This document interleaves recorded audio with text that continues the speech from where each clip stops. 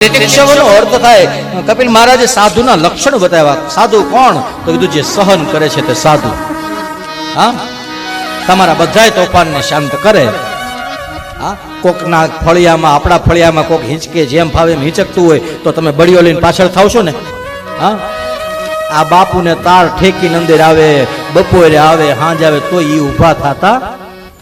જે સહન કરે એ સાધુ. તિતિક્ષવ કારુણિક, જે સંપત્તિ વાળા અને ગરીબમાં ભેદ ન કરે એ સાધુ. એટલે અહીંયા મોટા માણસો હોય ને એને લાડવો ને ફાફડી મળે, અને જેને કાંઈ નથી એને લાડવો ને ફાફડી મળે. જે કારુણિક, જે સમાજને સમાન દ્રષ્ટિથી જોવે છે એ સાધુ છે. સુહદ, જે જીવ માત્રની અંદર ભગવાનનું દર્શન કરે છે. સર્વદેહી નામ, એ દરેક માણસની અંદર પોતાના ઈષ્ટનું દર્શન કરે છે. અજાત શત્રવ, જેનો આ દુનિયામાં કોઈ શત્રુ નથી, જેનો આ દુનિયામાં કોઈ મિત્ર નથી. શાંત, કઈ પરિસ્થિતિ, એ કોઈ પરિસ્થિતિ એને હલાવી ચલાવી ન શકે.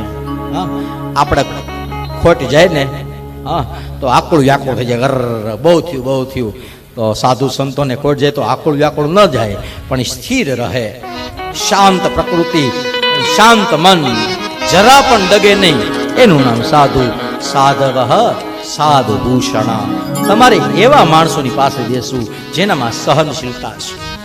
કોઈ હાર પહેરાવે છે તો બહુ હરખાતા નથી, અને કોઈ ગાળ દે છે તો દુખી થતા નથી. એને આ દુનિયામાં સાધુ કીધું છે. ભજન કે છે, ગાઓ ગાઓ. सुख और दुख में आनंद रहे, हरदम हरि गुण गावे. साधु ओ नरक में तो आए, साधु ओ नरक में तो आए. सुख और दुख में आनंद रहे, हरदम हरि गुण गावे. साधु ओ नरक में तो आए, साधु ओ नरक में तो आए. જે સુખ અને દુઃખ દરેક અવસ્થાની અંદર આનંદમાં રહે, પ્રભુ ભજનમાં રહે, કીર્તન કરે, સત્સંગ કરે, ભગવાન કહે છે એ આ દુનિયાનું શ્રેષ્ઠ સાધુ છે.